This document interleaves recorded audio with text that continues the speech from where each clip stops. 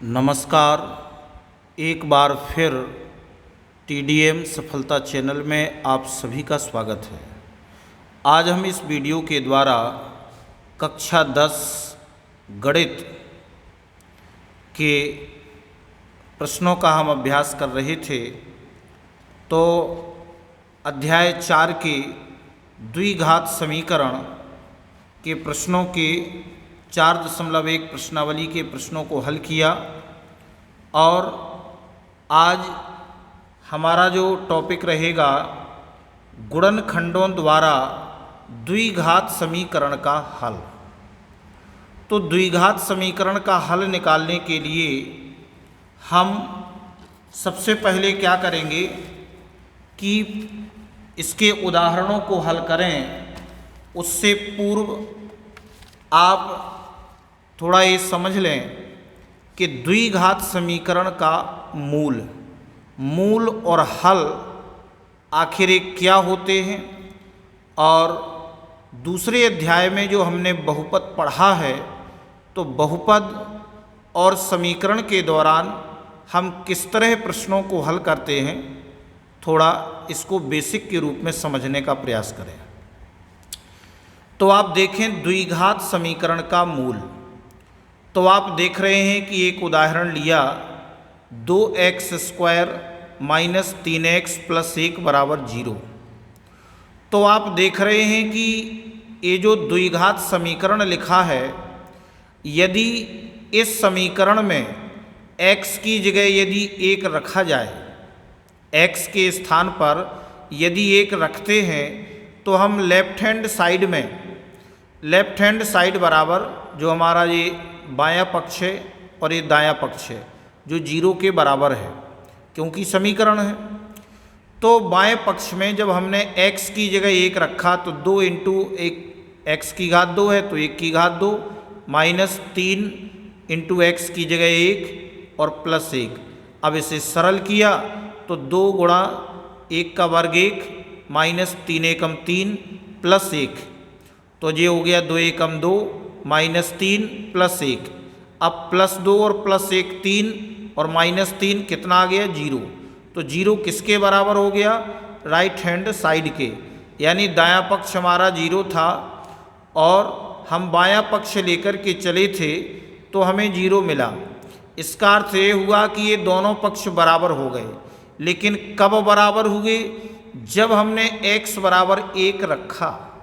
x की जगह जब हमने 1 रखा तो हमारे दोनों पक्ष बराबर हो जाते हैं। तो इससे हमें क्या पता चलता है, तो आप देखते हैं कि जो 1 रखने से मान 0 आया है, तो 1 दिए गए द्विघात समीकरण का एक मूल कहलाता है। ये जो मान आया है यही द्विघात समीकरण का एक मूल कहलाता है। अब आप आगे समझेंगे कि अब समीकरण की लेफ्ट हैंड साइड पर यदि हम विचार करें तो 2x² माइनस 3x प्लस 1 ये हमारा लेफ्ट हैंड साइड है, और हम जानते हैं कि a द्विघात बहुपद है। अगर हम केवल इतने की बात करें तो a हमारा द्विघात बहुपद है जिसमें अधिकतम 2 शून्यक हो सकते हैं। ये हमने बहुपद के अध्याय में पढ़ा है कि अगर रैखिक बहुपद है तो उसका 1 शून्यक होगा, अगर द्विघात बहुपद है तो उसके 2 शून्यक होंगे, अगर त्रिघात बहुपद है तो उसके अधिकतम 3 शून्यक हो सकते हैं। तो यहाँ हमारा द्विघात बहुपद है जिसमें अधिकतम 2 शून्यक हो सकते हैं। इसी प्रकार द्विघात समीकरण 2x² माइनस 3x प्लस 1 बराबर 0 के 2 मूल हो सकते हैं। तो जिस तरह से बहुपद में जो बहुपद जितने घात का होगा उसके उतने शून्यक होंगे, तो इसी प्रकार द्विघात समीकरण इतने के 2 मूल हो सकते हैं। तो अब इसमें समीकरण में x बराबर 1 आया है। अब समीकरण में x बराबर 1 आया है तो इसे हम समीकरण का हल कह सकते हैं, क्योंकि यही मूल कहलाता है और यही हल कहलाता है। तो अब आप समझ गए होंगे कि इसमें समीकरण में x बराबर 1 आया है, तो इसे हम समीकरण का हल कह सकते हैं। अगर हम व्यापक रूप में समझें तो ये कहा जाएगा कि एक वास्तविक संख्या, जिसे हम अल्फा मान के चलें, कि एक वास्तविक संख्या अल्फा द्विघात समीकरण ax² plus bx plus c बराबर 0, जहाँ a इज नॉट इक्वल 0 यानी a 0 के बराबर नहीं होगा, का एक मूल कहलाती है। एक मूल कहलाती है यदि a alpha square plus b alpha plus c बराबर 0, तो हम यह भी कहते हैं कि x बराबर अल्फा एक द्विघात समीकरण का एक हल है। तो हमारा जो एक आया है यह द्विघात समीकरण का मूल भी कहलाता है और इसका जे हल भी कहलाता है। तो इस तरह से अब आप समझ गए होंगे। अब आप देखेंगे आगे जो हमें उदाहरण 3 दिया गया है, हम इसको सरल करने का अभ्यास करते हैं। अब आप इसमें देखेंगे कि गुणनखंडन द्वारा समीकरण 2x² माइनस 5x प्लस 3 बराबर 0 के मूल ज्ञात कीजिए। गुणनखंडन द्वारा समीकरण 2x² माइनस 5x प्लस 3 बराबर 0 के मूल ज्ञात कीजिए। तो उदाहरण को इसमें समझाया गया है, तो आप इससे समझ सकते हैं, और अब इसे आप हल कैसे करेंगे वो आप समझें। तो अब आप उदाहरण 3 का हल देखते हैं कि 2x² माइनस 5x प्लस 3 बराबर 0। तो जब हम इसके गुणनखंड निकालते हैं तो करते क्या है कि यहाँ पर जे आपका ax² plus bx plus c बराबर 0, तो x² के गुणांक यानी a और c का करते हैं गुणा। तो यहाँ a का गुणांक है 2, वो x² का गुणांक 2 है, तो इस 2 का और 3 का करेंगे गुणा। तो गुणा कितना आएगा, तो आपका गुणा आ जाएगा 6। गुणा कितना आ गया 6, यानी गुणा करने में 6 आना चाहिए और जोड़ने और घटाने में माइनस के 5। जोड़ करने में और घटाने में हमें माइनस के 5 चाहिए।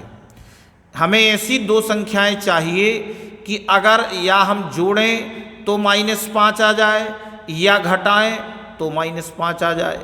तो इनमें से अब जो 6 हमारा गुणा में है तो हम इसके कर लेते हैं गुणनखंड, 2 तिहाई 6, इस तरह से।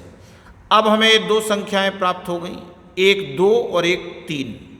अगर हम इन दोनों को जोड़ते हैं तो 3 और 2 5, तो यहाँ 5 आता है, और अगर गुणा करते हैं तो 6 आता है। लेकिन अब देखना है कि जोड़ने या घटाने में -5 आना चाहिए, और हम जोड़ रहे हैं, जोड़ने पर -5 आ रहे हैं, तो तब होंगे जब हम इन दोनों को माइनस लेंगे, -2 और -3। तो दोनों माइनस लेने से माइनस जोड़ेंगे तो -5 हो जाएंगे, और -2 का जब हम -3 में गुणा करेंगे तो माइनस माइनस का प्लस, 3 दूनी 6। तो हमारे पास संख्याएं आ गई -2 और -3। अब आप देखें तो हम मध्य पद को 2 भागों में बांट देंगे, 2 संख्याओं में बदल देंगे। तो लिखेंगे 2x², अब -5x को लिखा -2x -3x प्लस 3 बराबर 0। अब आगे इसे हल करते हैं, तो अब इनमें से कॉमन लिया तो 2x कॉमन है, तो यहाँ से x बचा, माइनस यहाँ से कॉमन ले लिया तो -1 बचा। फिर इन दोनों में से -3 कॉमन लिया तो यहाँ से x और -1, और चेक भी कर लिया गुणा करके, -3 का x में करेंगे -3x, माइनस माइनस प्लस, 3 एकम 3, ये चेक भी कर लिया करें। अब जितना यहाँ आएगा उतनी यहाँ भी आएगा, तो ये दोनों सेम हो गए, बराबर 0। तो अब हम बता देंगे कि x -1 इंटू, अब यहाँ से बचा 2x और यहाँ से आया -3 बराबर 0। अब यहाँ हम देखते हैं कि गुणनखंड हमारे आ गए हैं, अब हम इनको जीरो के बराबर में रखेंगे। तो जब x माइनस 1 बराबर 0 या 2x माइनस 3 बराबर 0, तो जब x माइनस 1 बराबर 0 तब x बराबर हो जाएगा 1, अभी माइनस का था तो प्लस का हो गया। अब यहाँ 2x माइनस 3 बराबर 0 तो 2x बराबर 3, तो x बराबर हो गया 3/2। तो अब हम उत्तर में बता देंगे कि अतः x बराबर 1 और x बराबर 3/2 दिए गए द्विघात समीकरण के हल या मूल हैं। इस तरह से हम इस तीसरे उदाहरण को सरल कर लेंगे। अब आगे चौथा उदाहरण आता है कि द्विघात समीकरण 6x² माइनस x माइनस 2 बराबर 0 के मूल ज्ञात कीजिए। अब हम जब इस प्रश्न को हल करेंगे तो उदाहरण 4 का जब हल किया जाएगा तो ये हमें द्विघात समीकरण दिया गया है, तो इसको भी जब हम इसके फैक्टर करेंगे तो 6 का और माइनस 2 का गुणा होगा। तो कितना आएगा, 6 दूनी 12 है। कितना आएगा, 6 दूनी 12 आएगा। तो 12 आपका आना चाहिए गुणा करने में। ऐसी दो संख्याएं चाहिए कि गुणा करें तो 12 आ जाए, वो भी माइनस के 12, और जोड़ने या घटाने में माइनस का 1 चाहिए। प्लस करें दोनों संख्याओं को या माइनस करें तो कितना आना चाहिए, -1 आना चाहिए। तो जो संख्या गुणा में होती है हम इसके गुणनखंड कर लेते हैं। जैसे हमने 12 के गुणनखंड किए तो 2 छक्के 12, 2 तिहाई 6, इस तरह से। अब हमें इन संख्याओं में दो संख्याएं बनानी हैं। अगर हम इसको बना लें 2 दूनी 4 और 3 एकम 3, तो 1 4 और 1 3। अगर हम इनका गुणा करें तो 12 आएगा, और 4 में से 3 घटाएंगे तो 1 आएगा। अब दोनों माइनस में चाहिए, तो अगर हम 4 को अगर हम माइनस ले लें और 3 को प्लस ले लें, और यदि घटाएं तो 4 में से 3 घटेगा तो -1 आएगा, और गुणा करेंगे तो 3 चौके 12, माइनस के 12 हो जाएंगे। तो इस तरह से अब हम इसे हल कर लेते हैं। मध्य पद को 2 भागों में बांट देंगे। 6x² plus 3x minus 4x, तब 4x में से जब 3x घटेगा तो माइनस का 1 आ जाएगा, और -2 बराबर 0। अब हम इसे आगे अब कॉमन लेते हैं, तो इसमें से हमने कॉमन लिया। कॉमन वो संख्या होती है जिसका दोनों में भाग चला जाए। तो हमने 3x कॉमन लिया, तो 3 दूनी 6, यानी यहाँ से 2x बचा, और प्लस ये आपका 1 आ गया। और गुणा करके चेक भी कर लिया कि 3x का गुणा इसमें करेंगे तो 3 दूनी 6, x की घात 2, और प्लस 3x एकम 3x। अब यहाँ से -2 कॉमन लिया, जितना यहाँ आएगा उतनी यहाँ आना चाहिए। अब 2 माइनस कॉमन लिया तो 2 दूनी 4, 2x और प्लस 2 एकम 2, गुणा करके देख लो -4x और -2 बराबर 0। अब आगे जे आपके दोनों में सेम है, तो 2x प्लस 1 इंटू यहाँ से 3x और यहाँ से -2 बराबर 0। जब 2x धन 1 बराबर 0 एवं 3x - 2 बराबर 0, तब 2x बराबर -1, तो x बराबर हो जाएगा -1/2, और इधर हो जाएगा 3x बराबर +2, x बराबर 2/3। तो अब हम उत्तर में बता देंगे, अतः दिए गए समीकरण के हल या मूल -1/2 और 2/3 हैं। इस तरह से हम इस उदाहरण 4 को हल कर लेंगे। अब उदाहरण 5 देखते हैं। द्विघात समीकरण 3x² - 2 √6x + 2 बराबर 0 के मूल ज्ञात कीजिए। अब हमें द्विघात समीकरण दिया गया है और इसके मूल हम किस तरह से ज्ञात करेंगे, तो उदाहरण में लगाया हुआ है। तो अब आप कॉपी में इस तरह से समझें। उदाहरण 5 को हम किस तरह से हल करेंगे। अब देखो, हमारा सिस्टम वही है कि जब हम इसके मध्य पद के दो भाग करेंगे तो हम देखते हैं कि गुणा करने में हमें 3 दूनी 6, गुणा करने में 6 चाहिए और जोड़ने घटाने में माइनस के 2 √6। तो अब आप समझ गए होंगे कि 6 चाहिए हमें गुणा करने में और माइनस के 2 √6 चाहिए। तो अगर हम √6 और √6 ले लें, √6 और √6 ले लें तो आपका 2 √6 हो जाएगा और √6 का गुणा √6 में होगा तो 6 आ जाएगा। यानी कि आप इसको इस तरह से लिख सकते हैं कि 3x² minus √6x minus √6x। यानी अब एक √6x और एक √6x दोनों माइनस के हैं, जुड़ेंगे तो माइनस के 2 √6x हो जाएंगे और माइनस माइनस का प्लस और √6 का गुणा √6 से होगा तो 6 आएगा और आपका ये पूरा कंप्लीट हो जाएगा। गुणा करने में 6 चाहिए था, वो 6 आ जाएगा और प्लस 2 = 0। अब कॉमन लेंगे तो कॉमन लेने में अब इसको हम थोड़ा और सरल कर लेते हैं। तो हमने इस वाले पद को √3x × √3x लिखा। अगर सरल करेंगे तो √3 का √3 में 3 आएगा और x का x में x² आएगा। माइनस अब इसको भी सरल कर लिया तो एक बनाया √3 × √2x। गुणा करेंगे तो अंडर हो जाएगा 2×3 6x। इसको इस तरह से बना लिया है ताकि कॉमन लेने में सरलता हो जाए। इसी प्रकार से हमने इसको बनाया प्लस और 2 को भी हमने लिख दिया √2 × √2। √2 का गुणा होगा तो 2 आ जाएगा बराबर 0। अब हम कॉमन ले लेते हैं। अब देखो यहाँ से इसमें भी √3x हमने बाहर ले लिया, यहाँ से बचा √3x माइनस और यहाँ से x कॉमन आ गया है और √3 कॉमन हो गया है, बचा √2 फिर माइनस।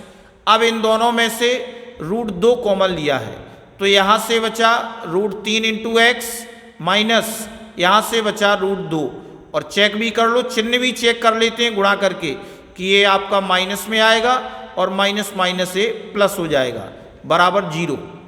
अब आगे जे आपका दोनों सेम हो गया तो हम लिख लेंगे कि √3x माइनस √2 इंटू यहाँ से बचा √3x माइनस √2 बराबर 0। अब हम बराबर 0 रखेंगे जब √3 × x माइनस 2 बराबर 0 एवं √3 × x माइनस √2 बराबर 0, तब √3x बराबर हो जाएगा प्लस √2 और x बराबर हो जाएगा √2/√3। इसी प्रकार √3x बराबर √2, x बराबर √2/√3।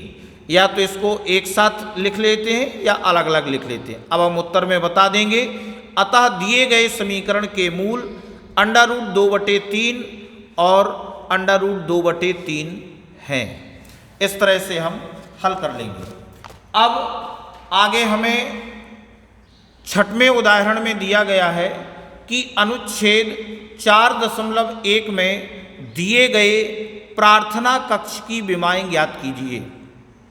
अनुच्छेद 4.1 में तो आप देख रहे हैं कि जो अनुच्छेद 4.1 है इसमें जो आकृति बनी हुई है आयत की, इसका क्षेत्रफल दिया है 300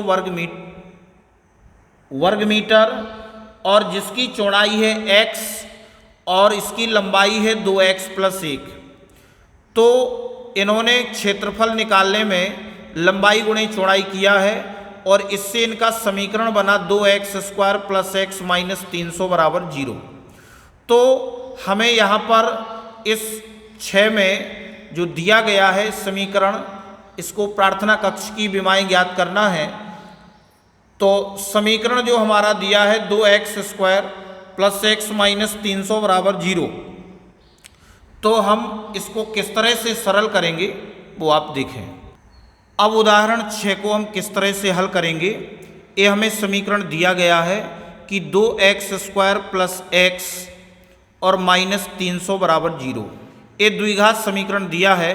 जब हम इसके फैक्टर करेंगे तो आप देखते हैं कि 2 का और -300 का गुणा होगा तो कितना आएगा, 3 दूनी 6, 600 आएगा। यानी गुणा करने पर हमें -600 चाहिए जोड़ने और घटाने में +1 चाहिए।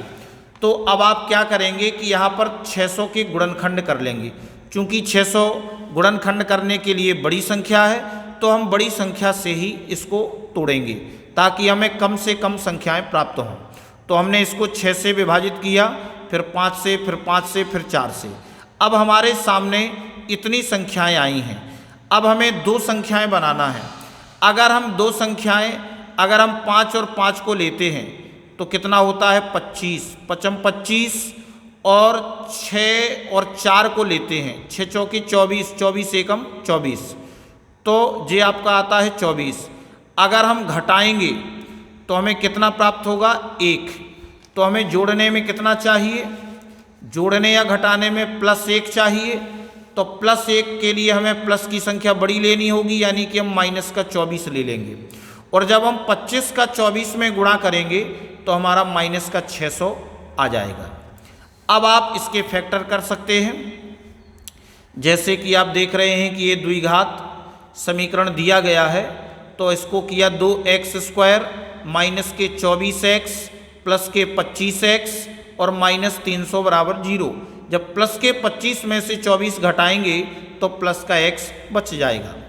अब इन दोनों में से कॉमन लिया, 2x कॉमन ले लिया, तो यहाँ से x माइनस, अब यहाँ से कितना आ गया, ये आपका हो गया 12 दूनी 24, प्लस यहाँ से 25 कॉमन ले लिया तो x माइनस 12 बराबर 0। अब दोनों में सेम हो गया तो x माइनस 12 और 2x प्लस 25 बराबर 0। जब x माइनस 12 बराबर 0 एवं 2x धन 25 बराबर 0, तब x बराबर 12 या 2x बराबर -25। तो अब आप देखते हैं कि यहाँ x बराबर -25/2। तो अब आप देख रहे हैं कि उपेक्षा करने पर, अब इसके मान की उपेक्षा क्यों की, क्योंकि x जो है उस आयत की चौड़ाई है, और चौड़ाई जो होगी वह माइनस में तो हो नहीं सकती, क्योंकि कोई भी भुजा ऋणात्मक नहीं हो सकती। इसलिए हमने इसके मान की उपेक्षा कर दी है। अब हम x बराबर केवल 12 लेंगे तो हम बता देंगे कि उस कक्ष की चौड़ाई 12 मीटर है, और जो लंबाई थी 2x प्लस 1, लंबाई 2x प्लस 1 थी, तो इसमें मान रख देंगे 2 गुणा 12, तो 12 दूनी 24 और प्लस 1, तो 24 प्लस 1 कितना हो गया 25 मीटर होगी। तो उस आयत वो जो बना हुआ था, पूछ रहा था, वो कक्ष, प्रार्थना कक्ष की जो विमाएँ होंगी उसकी चौड़ाई होगी 12 मीटर और लंबाई होगी 25 मीटर। तो इस प्रकार से इन उदाहरणों को आपने समझा। और तो इस वीडियो में बस इतना ही। नेक्स्ट वीडियो में हम प्रश्नावली 4.2 के प्रश्नों को हल करेंगे। आपको ये वीडियो अच्छा लगा हो तो वीडियो के लिए कमेंट और शेयर अवश्य करें। धन्यवाद।